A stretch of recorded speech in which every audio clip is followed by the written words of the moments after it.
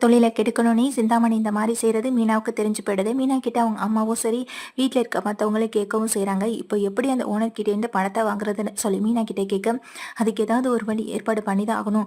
அவர்கிட்டேருந்து பணத்தை வாங்குறதுக்கு ஒரே ஒரு ஆதாரம் மட்டும் நமக்கு கிடைச்சா போதும். இதை வச்சு அவர்கிட்டேருந்து நம்ம பணத்தை வாங்கிடலான்னு மீனா சொல்கிறாங்க. மீனா ஆர்டர் எடுத்து அந்த சைன் பண்ண விஷயத்துலேருந்து எல்லாத்தையுமே மீனா தெரிஞ்சுக்கிறாங்க. இது மூலமாக எப்படி இதை சமாளிக்கிறதுன்னு தெரியாமல் மீனா யோசிக்கவும் செய்கிறாங்க. இதுக்கு ஸ்ருதி அப்புறம் சீதான்னு எல்லாரும் பக்கபலமாக மீனாவுக்கு துணையா இருக்கவும் செய்றாங்க. ஸ்ருதி கிட்ட வீட்டுக்கு போனதும் இந்த விஷயத்த சொல்லி எப்படியெல்லாம் நடந்துக்கணும்னு சொல்லவும் செய்றாங்க. மீனா அங்க வீட்டுல சமைச்சிட்டு இருக்க நேரம் வீட்டுக்குள்ள வர ஸ்ருதி மீனா மீனா அப்படின்னு சொல்லி இங்க கூட்டிட்டே வராங்க. உள்ள போற எங்க மீனா கிட்ட கேட்கவும் செய்றாங்க ஸ்ருதி. என்ன மீனா, என்னாச்சு?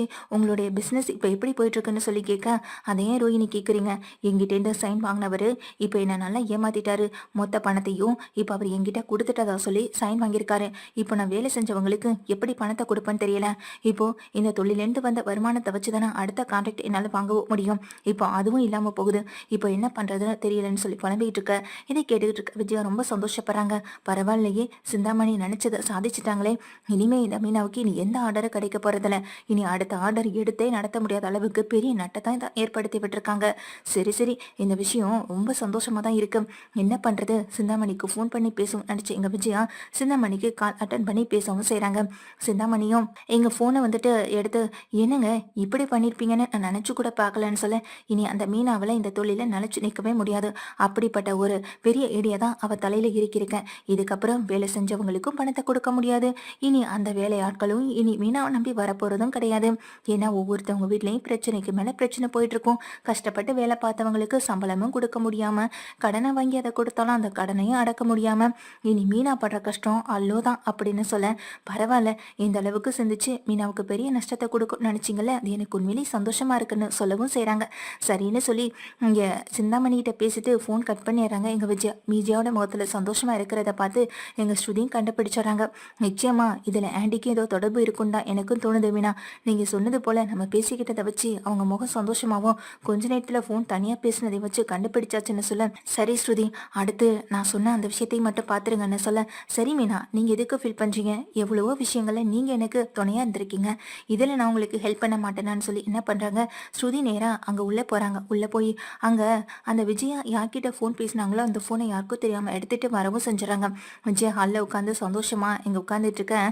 ஸ்வீட் வேறு பண்ணி கேட்டதுனால நம்ம மீனாவும் ஸ்வீட் வேறு செஞ்சு எடுத்துகிட்டு வந்து கொடுக்கவும் செய்கிறாங்க. நல்லா சாப்பிட்டுட்டு நிம்மதியாக போய் படுத்து தூங்கணும்னு நினச்சி மீனாவை பார்த்துக்கிட்டே இதை சாப்பிடவும் செய்கிறாங்க. மீனா அதுக்கப்புறம் ஒரு நிமிஷம் அங்கே கூட நிற்காம கிச்சனுக்குள்ளே போய் வேலையும் பார்த்துட்டு இருக்கேன்.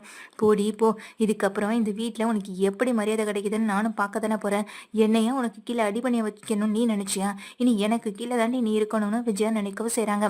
ஆனால் இதுக்கு இடையில ஸ்ருதி ஃபோனை எடுத்துகிட்டு வந்து மீனாயிட்டையும் எங்கள் ஸ்ருதியுமே பார்க்குறாங்க. அதில் சிந்தாமணிக்கு பேசின அத்தனை காலம் அதில் இருக்க தான் செய்யுது.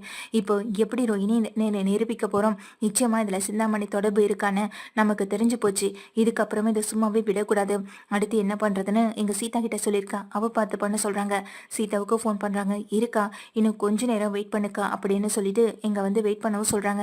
சரி சீதா, சீக்கிரமாக முடிஞ்ச அளவு நீ எனக்கு அதை மட்டும் எடுத்து கொடுத்துட்டேன்னா போதும். அதுக்கப்புறம் இந்த சிந்தாமணியை நான் உண்டு இல்லைன்னு பண்ணிடுவேன்னு மீனா சொல்கிறாங்க. சரி, நீ எதுக்கும் கவலைப்படாத. தனியாலாம் இருந்து இப்போ நீ அதுக்கான போராட்டத்தை நீ ஆரம்பிச்சிருக்க. நிச்சயமாக இதை நான் உனக்கு முடிச்சு வைக்கிறேன்னு எங்கள் சீதாவும் சொல்கிறாங்க. சரின்னு சொல்லி மீனா ஹாப்பியாகவே இருக்காங்க.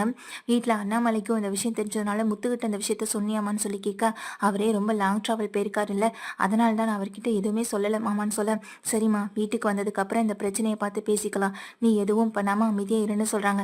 சரி மாமான்னு சொல்லிட்டு இங்கே அந்த மாமா கிட்ட எதுவும் சொல்லலை. ஏன்னா அப்படி சொன்னால் விஜயாவுக்கு தெரியும். விஜயாவுக்கு தெரிஞ்சால் அங்கே சிந்தாமணிக்கு தெரிஞ்சிருன்ற ஒரு பயம். அதனால் எதுவுமே சொல்லாமல் அமைதியாக இருக்காங்க. ஒரு வழியாக இந்த மீனாவை அடக்கி உடக்கி வீட்டில் இருக்க வச்சாச்சு. இதுக்கப்புறம் நம்ம சொல்கிறத கேட்டு தானே அவன் நடக்கணும்னு எங்கள் விஜய் தலைகால் புரியாமல் ஆடுறாங்க. வேலைக்கு மேலே வேலை கொடுத்துட்டே இருக்காங்க. மீனாவும் அந்த வேலையெல்லாம் செஞ்சுட்டே இருக்காங்க. இனி எவ்வளோ நேரத்துக்கு இல்லை எத்தனை நாளைக்குன்னு நான் பார்க்க தானே போகிறேன்னு மீனாவுக்கு மனசுக்குள்ளே அந்த எண்ணம் ஓடவும் செய்யுது. சிந்தாமணி இங்கே அதாவது கொஞ்சம் நேரம் கழித்து ஈவினிங் போலயே இங்கே சீதாவே ஃபோன் பண்ணவும் செய்கிறாங்க. அக்கா, நீ சொன்ன மாதிரி எனக்கு தெரிஞ்சவர் மூலமாக அந்த கான்டாக்ட் லிஸ்ட்டை எடுத்துட்டேங்க்கா அப்படின்னு சொல்ல, இதை கேட்டு மீனா ரொம்ப சந்தோஷப்படுறாங்க. உண்மையாவா அப்படின்னு சொல்லி கேட்க, ஆமாக்கா, இப்போ நமக்கு சரியான ஆதாரம் கிடச்சிருச்சு. இப்போ என்னக்கா பண்ணலான்னு சொல்ல, இதுக்கப்புறம் ஒரு நிமிஷம் கூட தாமதிக்கக்கூடாது, வா நம்ம போகலான்னு சொல்லி என்ன பண்ணுறாங்க, மீனா, ஸ்ருதி, அதுக்கு பிறகு சீதான்னு எல்லா ஆதாரத்தோட அந்த பேப்பரோட அந்த மண்டப ஓனரை போய் பார்க்கவும் செய்கிறாங்க. சார், எனக்கு பணம் கொடுத்துட்டேன்னு சொல்லி ஒரு பேப்பரில் சைன் வாங்கினீங்களே, எல்லாம் போய் பொய்யா நிரூபிக்கிறதுக்கான ஆதாரம் என்கிட்ட இருக்கு.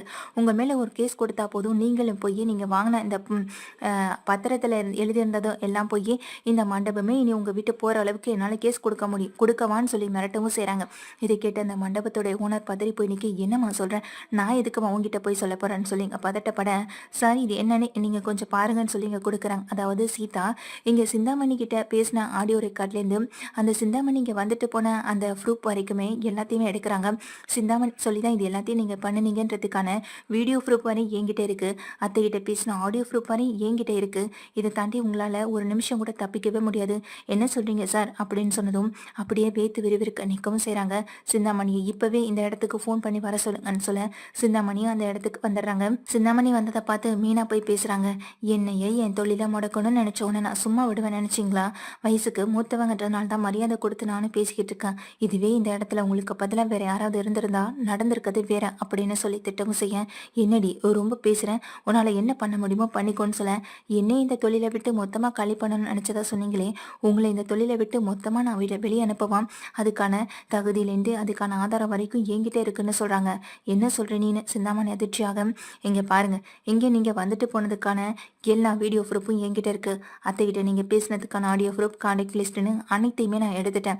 இது ஒன்று போதாதான், இதை ஒன்றை வச்சு உங்களுடைய தொழிலையும் உங்களையும் என்னால் அடியோட முறுக்க முடியும், பார்க்குறீங்களா அப்படின்னு சொல்லி கேட்க, இதை கேட்ட எங்கள் சிந்தாமணி எங்கள் மீனாவை பார்த்து அதிர்ந்து போய் நிற்கிறாங்க.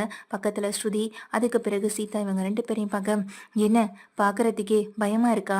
என் கூட நிற்கிறதுக்கு இவங்க எல்லாரும் இருக்காங்க. அடியாட்களை வச்சிருந்தா மட்டும் பெரிய ஆளு கிடையாது, நல்ல மனுஷத்தன்மையோட நடந்துக்கணும், அப்போ தான் அவங்க பெரிய ஆளாகவே இருக்க முடியும். இப்படியெல்லாம் நீங்கள் நடந்துக்கிறதுனால யாருக்கும் உங்களை மதிக்கணுன்ற ஒரு எண்ணம் கூட வராது.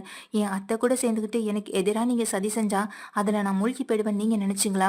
எத்தனை தடவை நீங்கள் சதி பண்ணாலும் அதெல்லாம் நான் தூக்கி தூர போட்டு கிளம்பி மேலே வருவேனே தவிர ஒரு நாள் கீழே சாஞ்சு விழுந்துட மாட்டேனே மீனா சொல்கிறாங்க. இதை கேட்டு எங்கள் சிந்தாமணிக்கு பேரதிர்ச்சியாக தான் இருக்கவும் செய்து, அதே நேரத்தில் தான் அந்த மண்டபத்துக்கு வந்து யார் வராங்கன்னா, ஏற்கனவே இந்த டெக்கரேஷன் ஆர்டர்ஸ் எல்லாத்தையும் பார்த்துட்டு போனவர் தான் வராங்க. வர அங்கே நிற்கிற சிந்தாமணி, மீனா, அப்புறம் அந்த மண்டப ஓனர் எல்லாருமே பார்க்க மேனேஜர் வரைக்கும் பார்க்குறாங்க. மேனேஜர், உங்களை பார்க்கலான்னு தான் வந்தேன், இந்த டெக்கரேஷன்லாம் பண்ணது யாரு, அன்னைக்கு பண்ணாங்கல்ல, அவங்கள நான் மீட் பண்ணணும்னு சொல்ல, இதோ இவங்க தான் சார் சொல்கிறாங்க. வணக்கம் சார்னு சொல்ல, இங்கே பாருமா, நீ பண்ண அந்த டெக்கரேஷன் ஆர்டர்ஸ், பூ ஆர்டர் எல்லாமே எனக்கு ரொம்ப பிடிச்சிருந்தது, அதுக்கு உங்ககிட்ட ஆர்டர் கொடுத்துட்டு போகலான்னு தான் வந்தேன்னு சொல்ல, என்ன ஆர்டர் எவ்வளோதுன்னு சொல்லுங்க சார்னு சொல்லி கேட்குறாங்க. இங்கே 5 லட்ச ரூபாய்க்கான ஆர்டரை எங்கள் கையிலே கொடுத்துட்றாங்க. அது மட்டும் இல்லாமல் பணத்தையும் மொத்தமாகவே கையில் கொடுத்துட்றாங்க. இதை வாங்கிக்கிற மீனாவுக்கு ரொம்ப சந்தோஷமாக இருக்கு. நல்லது என்றைக்குமே நல்லது செய்கிறவங்கள தேடி தான் வரும், ஆனால் கெட்டது மட்டுமே நினச்சிட்டு இருக்க உங்களுக்கு நல்லது நடக்கணும்னா அது உங்கள் மனசை பொறுத்து தான் இருக்குன்னு எங்கள் மீனா வந்து சிந்தாமணியை பார்த்து திட்டவும் செய்கிறாங்க. சிந்தாமணிக்கு அடுத்த பதில் எதுவும் பேச முடியல, வாய் அடைச்சு போய் நிற்கவும் செய்கிறாங்க. இன்னொரு தடவை என் வழியில் குறுக்க வந்தீங்க, அப்புறம் உங்களையும் சும்மா விட மாட்டேன், என் அத்தனை கூட அவங்கள பார்க்க மாட்டேன். இப்போவும் நான் பேசுகிறது எல்லாத்தையும் அவங்க ஃபோனில் கேட்டுக்கிட்டு இருக்காங்கன்னு நல்லாவே தெரியுது. ஏன்னா எனக்கும் அவங்களுக்கும் இடையில பிரச்சனையை உண்டு பண்ணி விடுறதே நீங்கள் தானே. சொல்லாத விஷயத்த சொன்னேன்னு சொல்லி அவங்களுக்கு மனசில் பதிய வச்சுங்க. இப்போ நேரடியாகவே சொல்கிறேன், நல்லா கேட்டுக்க சொல்லுங்க அவங்கள. இன்னொரு தடவை என் விஷயத்தில் அவங்க தலையிட்டாங்கன்னா நீங்கள் 2 பேரும் சேர்ந்து ஜெயிலில் தான் இருக்கணும். அதுக்கான வேலையை நான் இப்போவே பார்க்க ஆரம்பிச்சிருவேன். ஏற்கனவே நீங்கள் பேசிக்கிட்ட ஆடியோ ரெக்கார்டு, வீடியோ ப்ரூஃப் எல்லாம் என்கிட்ட இருக்கு. இதை ஒன்று மட்டும் இருக்கிறது இல்லை, ஜெயிலுக்கு அனுப்புறதுக்கு இது ஒன்று மட்டும் போதுன்னு சொல்ல, சரியா சொன்னக்கா, அத்தன் கூட இனிமேல் பார்க்காதன்னு சொல்கிறாங்க.